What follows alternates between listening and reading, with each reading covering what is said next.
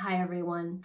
So today is day 3 and I'm giving out tips for how to improve your dream recall. Because remember, everyone dreams, it's just that we don't remember it all the time. So today my tip is to, as much as possible, stay in the dark. So we've talked about how waking up naturally can be useful. We've talked about how moving as little as possible can be great, and just kind of grabbing our dream journal and writing down what we can as gently as possible.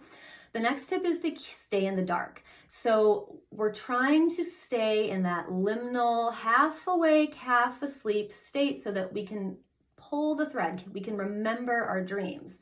And so staying in the dark can physiologically really help us do this. When we turn on the lights and we've got the bright sun, all of a sudden, our brain wakes up, right? We're in daytime and we lose that liminal state. We're jolted out of our dream space. And that's not what we want to do if we're trying to remember our dreams.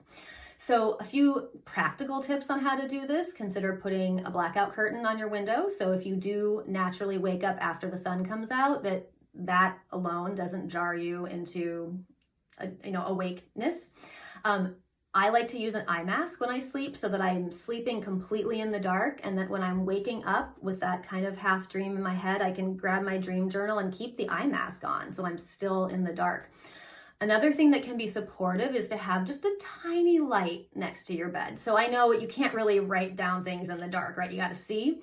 But you don't need a bright overhead light to do that. You can have a little pen light or just a little small a light next to your bed, something that's really like dim and mute. I have this amazing red light pen light that I use so I can see what I'm writing, but that red light keeps us in that dream liminal state a lot better.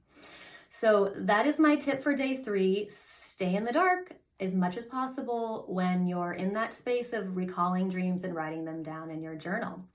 I'll bring you another tip tomorrow. Sweet dreams.